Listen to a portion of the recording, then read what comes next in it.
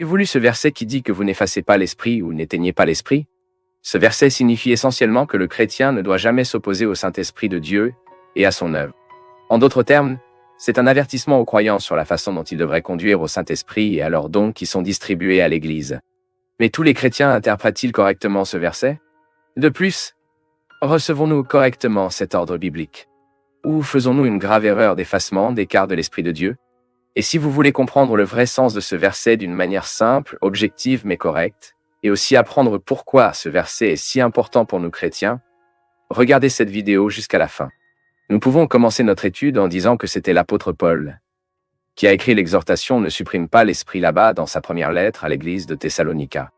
En fait, à la lumière du contexte que la venue du Seigneur s'approche, dans le dernier chapitre de son épître aux croyants du Thessaloniens, l'apôtre a laissé une série de commandements sur ce que devrait être la vie de l'Église, soit dans le chrétien, relation avec eux-mêmes, que ce soit dans la relation du chrétien avec les autres, et bien sûr, ou dans la relation du chrétien avec le Seigneur. Tout cela est très clair pour nous dans le chapitre 5 de la première lettre de Paul aux Thessaloniciens.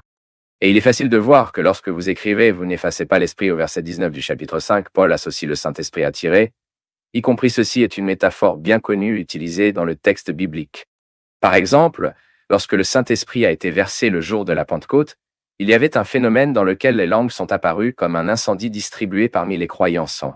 C'est ce que nous lisons dans Actes chapitre 2 et verset 3. Et dans la phrase « N'effacez pas l'esprit », l'apôtre applique un terme grec qui signifie littéralement éteindre ou effacer et communique l'idée de suffocation, de supprimer ou de noyer le feu, ce qui montre clairement que, en fait, l'apôtre Paul utilise la figure du feu pour parler du Saint-Esprit de Dieu et de son œuvre dans l'Église. Mais l'application de la signification de cet ordre a été approchée par des chercheurs de différentes manières. Et en ce sens, il y a au moins deux interprétations principales que nous saurons à partir de maintenant. La première interprétation soutient que l'exhortation n'échange pas que l'esprit a à voir avec l'environnement de la congrégation de l'Église. L'idée est que Paul a enregistré cet ordre avec la façon dont les croyants devraient reconnaître l'utilisation de dons spirituels dans l'Église. Et si cela est correct, il semble que les croyants de Thessaloniens effaçaient en quelque sorte l'esprit. Et comment faisaient-ils cela? Ils effaçaient l'esprit en méprisant certaines manifestations légitimes des dons de l'esprit dans l'Église, peut-être même par inquiétude ou zèle. Et comme les cadeaux les spirituels ont été distribués au profit de l'Église, les négliger serait la même chose que l'étouffement de l'exercice de ces dons et par conséquent, éteint la manifestation de l'esprit. Eh bien, et dans ce cas, alors la phrase « Vous n'effacez pas l'esprit » est directement liée aux ordres suivants que Paul laisse dans les versets 20 et 21 où il écrit « Ne méprise pas les prophéties, examine tout, rejette le bien ». Et comment pouvons-nous comprendre plus clairement cette proposition d'interprétation? Eh bien, à un moment où l'écriture n'était pas encore terminée, la proclamation prophétique de la volonté de Dieu avait un rôle directeur fondamental pour l'Église. Et méprisant cette réalité signifiait effacer la flamme de l'esprit qui a guidé et construit l'Église à travers l'exercice du cadeau. La solution indiquée par Paul dans ce contexte n'était donc pas que les croyants devraient tout recevoir. En fait, ils ont dû examiner toutes choses afin de séparer le vrai du faux, le bien du mal. Dans d'autres mots, ils devaient recevoir chaque mot prophétique qui a vraiment procédé du Seigneur.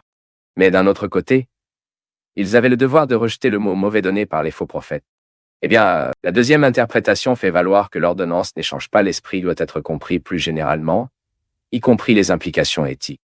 Et ce type d'interprétation suppose que Paul enregistre cet avertissement sur une liste de commandements pratiques variés, qui doivent être observés par ceux qui veulent marcher selon la volonté de Dieu. Et si cela est correct, le sens de cette exhortation se concentre davantage sur la question de la sanctification. Ainsi, effacer l'esprit serait le même que l'adoption des comportements qui ne sont pas conformes aux principes du Seigneur. On peut dire que l'extinction de l'esprit serait le même que de s'opposer à la présence du Saint-Esprit et à sa performance dans la vie du chrétien. Et bien sûr, lorsque cela suit de cette façon, le croyant échoue alors à son engagement envers la sanctification, et sa conduite coupable finit par éteindre la flamme du Saint-Esprit dans sa vie quotidienne. Même dans ce cas, nous pouvons voir que l'ordre « n'efface pas l'esprit » est très similaire à une autre exhortation biblique également écrite par l'apôtre Paul, uniquement dans les Éphésiens, le verset 30, où il dit « Ne trisque pas le Saint spirituel de Dieu ». Autrement dit, dans cette interprétation, effacer le Saint-Esprit est fondamentalement la même que la tâche du Saint-Esprit de Dieu. Eh bien, les deux interprétations ont un sens, et bien s'adapter au contexte du chapitre 5 de la première lettre de Paul aux Thessaloniciens. Mais en tout cas, quelle que soit l'interprétation adoptée, la vérité est que chaque vrai chrétien doit reconnaître l'essentialité de la personne et l'œuvre du Saint-Esprit dans sa vie. Nous savons que le Saint-Esprit est celui qui distribue les dons divins pour le bien de l'Église du Christ. Et c'est aussi celui qui mène le mode de vie qui plaît à Dieu. Alors maintenant, toi, laquelle des deux interprétations pensez-vous que cela a le plus de sens? Dites-nous ici dans les commentaires et partagez également cette vidéo avec quelqu'un d'autre afin que d'autres personnes puissent mieux comprendre le sens de cet important vers écrit par l'apôtre Paul.